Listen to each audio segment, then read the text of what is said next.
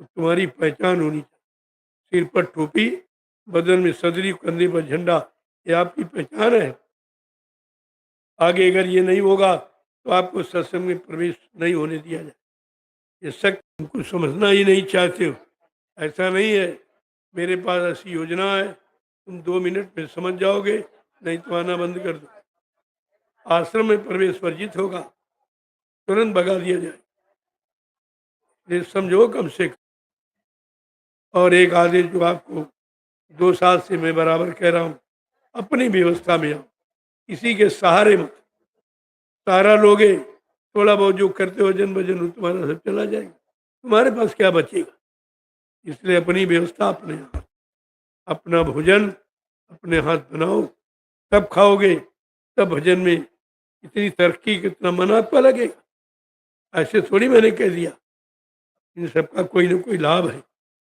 भोजन और भजन का बड़ा गहरा संबंध है। इसलिए अपने हाथ से, पता नहीं कौन कैसे बना रहा, कैसी कमाई का ले आया, वो सब आपके लिए नुकसानदायक होता है। तो अपना स्वयं स्वावलंबी अपना आओ, 10-15 लोग आए, 5 लोग भोजन बनाने लगे, बाकी सेवा में लग जाओ।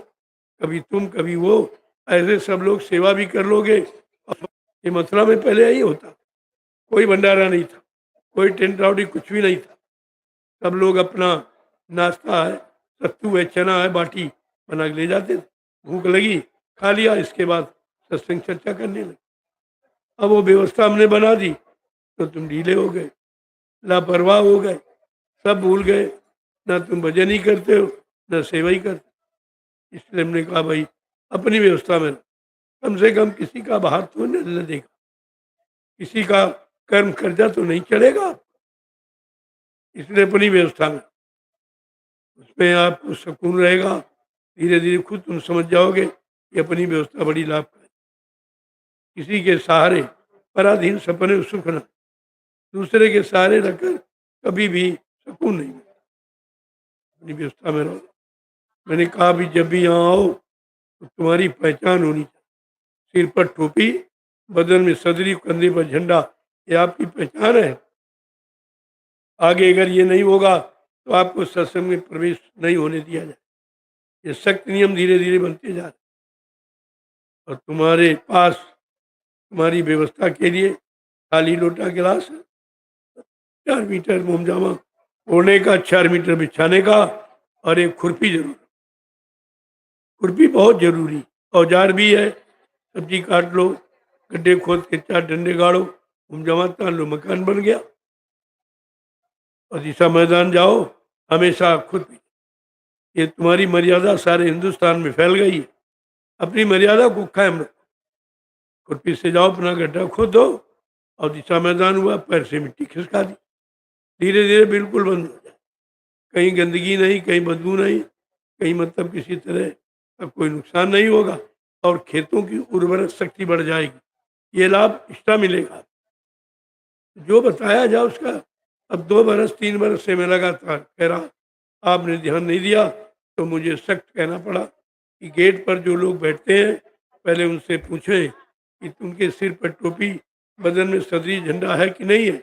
नहीं है तो कहते वापस लौट जाओ, आपकी गिनती सत्संगी में नहीं है, आप आश्रम में आने के योग्य नहीं हो। और उनका झोला देखो कि आपकी व्यवस्था आपके साथ है कि नहीं है। ये सब चीजें हैं, तब तो आपको प्रवेश मिलेगा, अन्यथा प्रवेश वर्जित हो जाए। ये सब ध्यान रखिए। जो अभी तक आते जाते रहे उनसे कृपया प्रार्थना है कि आप आश्रम में आना बंद कर दीजिए, नहीं गेट पर से भगा दिया जाएगा, तब आपको बुरा लगेगा। अगर ये सामान नहीं होगा तो आपको टिकने नहीं दिया जाए। अब वो समय चला गया, कहते कहते कहते कहते तुम बिगड़ गए हो, और मतलब यानी इतने लापरवाह हो गए हो, तुमको समझना ही नहीं चाहते हो।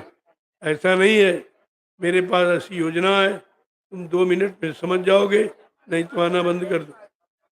आश्रम में प्रवेश वर्जित होगा, तुरंत भगा दिया जाए।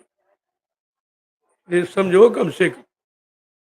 ये सख्त कदम क्यों उठाना पड़ा, तुम्हारी लापरवाही के कारण। तुम समझते हो रहे सब ऐसे कहा करते, कहा नहीं करते, करके दिखाएंगे, क्योंकि परिवर्तन का समय बिल्कुल करीब है। अगर तुम्हारे में नहीं होगा तो लोगों में कैसे आएगा। सब लोग इस बात का ध्यान रखिए। जय गुरुदेव, नाम प्रभु का।